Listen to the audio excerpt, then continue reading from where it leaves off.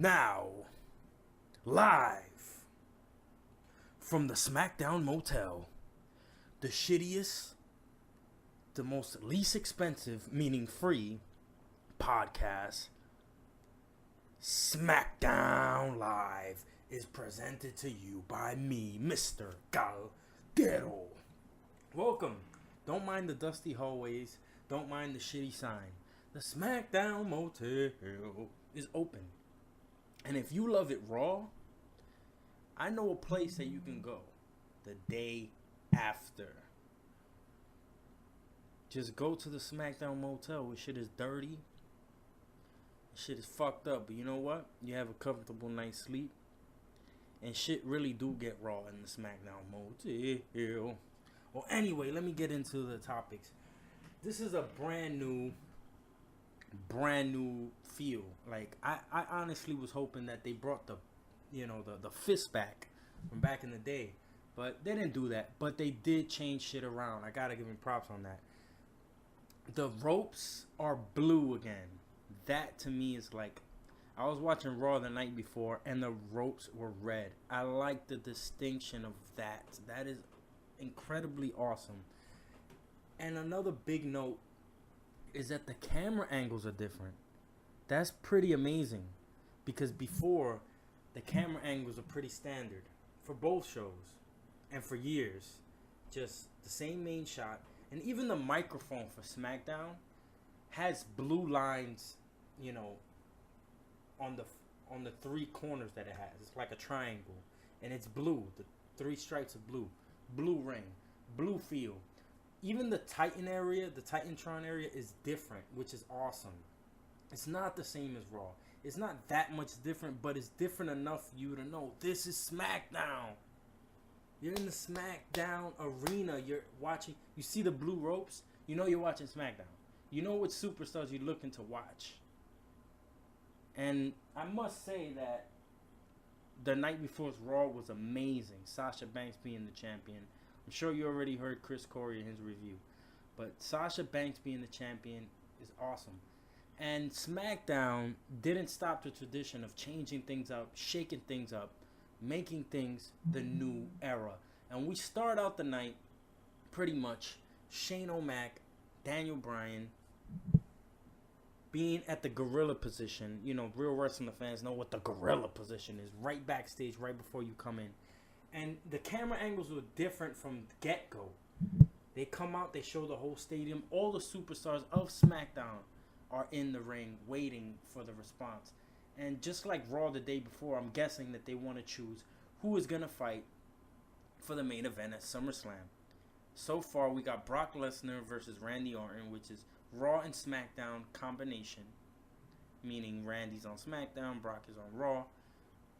And on Raw, we got the final decision for the Universal Championship. Come on, Raw. Come on, Universal Championship. The WWE Championship sound better, bro. The Universal. Get out of here with that. That belt. I'll reserve my judgment till I see the belt. But Universal, like Rosenberg says, Peter Rosenberg, it's a repug. That belt name is repug. Only you insiders know about the Cheap Heat podcast. That shit is dope. But going into the show, it was pretty great how they called out my favorite, Bray Wyatt, to be one of the top 5 people that's gonna be in the match. Without even proving himself, they show Bray Wyatt, John Cena, Dolph Ziggler, and it's just like a proven commodity that these guys don't need to be in the match. But later on, I forgot to say Baron Corbin. I don't even know why he's chosen, but these guys are in a 6-man match. No, I'm bugging.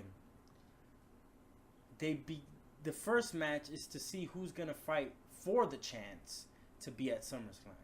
Long story short, Dolph Ziggler gets the win. I was really hoping it would be Bray Wyatt, and since SmackDown and Raw are 2 separate brands, you really let Bray Wyatt shine. I was sitting there high on my mind like, they're gonna give Bray that push. When I was watching SmackDown Live, they're gonna give Bray that push. Finally, they're gonna give him that championship push. But no, they gave it to Dolph Ziggler. Oh, I forgot AJ Styles was also in that 6-pack match.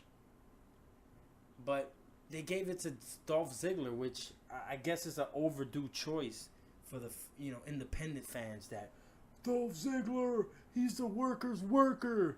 But to me, he's boring as a bag of bricks. So what are you gonna do? But the show overall was amazing. The spots, the energy, the competition that's going to be towards Raw. And it shows the confidence that they had in SmackDown, that they left the main WWE title for SmackDown. That says a lot. But let me move on a little bit. We got Becky versus Natalya. It's okay. I feel like the women's roster on SmackDown is a little faded. Randy Orton and the Miz match, it's just like trying to make Randy look good for SummerSlam. Like a little practice match. Fucking Heath Slater, he's trying to play the whole I'm a free agent thing, and I think it's ridiculous. He'd probably show up on Raw till something sparks somewhere. But I wasn't blown away by SmackDown. I thought it was a really good SmackDown. I thought it was well done. But to be completely honest, Raw was a way better show. And it's not because it was 3 hours to 2 hours. It's actually refreshing that it's 2 hours because people have lives, man. If Raw was 2 hours, SmackDown was 2 hours, honestly, it would be better situation. But we're going to see Dean Ambrose versus Dolph Ziggler. I guess this is a Mark's dream. Someone that watches the independent circuit, that's been watching Dean Ambrose from the indies, watching Dolph Ziggler come up from his mediocre rise, getting a chance, getting pushed back down. I guess it's cool for that type of announcement. But it still feels like SmackDown is the underrated, undervalued show. They give Dolph Ziggler a pin against AJ Styles, which is amazing because AJ Styles is like, top 5 in the world as far as WWE, anything, Japan, you name it. But I really think Raw was a better show.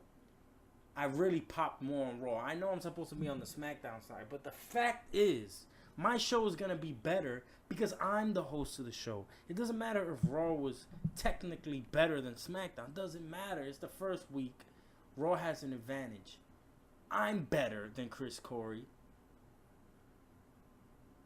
We're good together like the Shield, but we're separated right now. If we were the Shield, guess who I would be? I would be the Architect. I would be Seth Rollins. You guys have all the best people on Raw. And week to week, I'm going to give you a better show on the Smackdown Motel. I'm telling you that right now. You might have a better show to watch, Chris Corey, but I have a better review for the show I'm putting on. And as far as SmackDown is way better than it's been in ages. Just this show.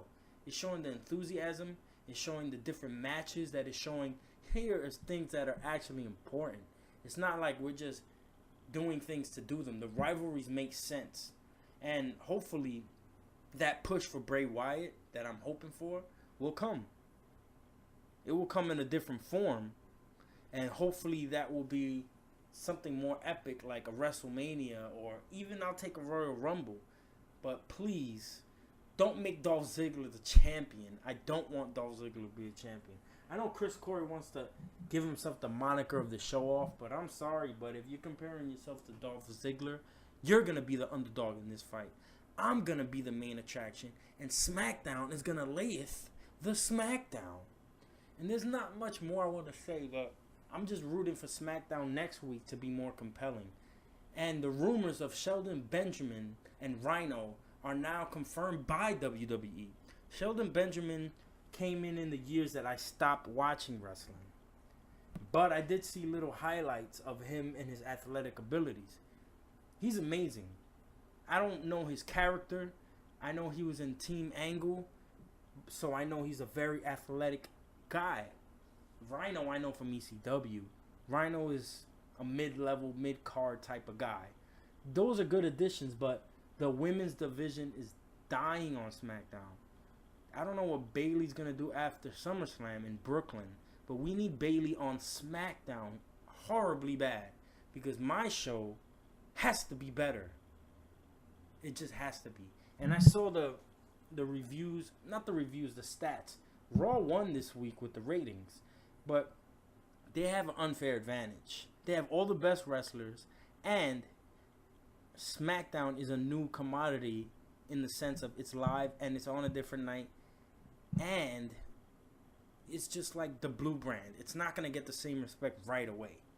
So I'm going to keep this short every week, man. I'm only going to talk long if it's on the point to talk long. This is Mr. Caldero. I'm going to do what I got to do to show you mofos that We Love It Raw is going to really take a back seat to the Smackdown Motel because we gets real dirty at the motel, homie. And when I get better production, meaning I'm going to get an intro, I'm working on a new logo for the show. We Love It Raw better watch its back. We Love It Raw is just like Raw. It has a head start, it has a logo, it has a intro, it has better establishment than the Smackdown Motel. But don't get it twisted. In a couple weeks, I'm going to be on your ass. I'm looking for a new theme song that I'm going to create. Someone's working on the new, icon logo for the Smackdown Motel as we speak, getting the texts now. Things are going to get better. Things are going to look up. And hopefully we get better divas. That's my biggest gripe with SmackDown right now is that you don't have a good divas division. You have all the B-list divas. At least with the male division, you have Bray Wyatt, you have John Cena, you have Randy Orton. But there's nobody I'm clamoring after that's in the women's division. What do we got? Eva Marie? I don't like Eva Marie. All Red Everything should be on the Red brand because she needs to be established. But whatever. Becky Lynch, not a fan. Natalia, she's good in the ring, but the personality's not there. All I'm saying is, we're going to catch up like mayonnaise, as Lil Wayne would say. I'm just going to sign off saying, welcome to the Smackdown Motel. And check your key at the door. Check back in next week. Subscribe, share, comment. Tell a motherfucking friend to sign in to the Smackdown Motel.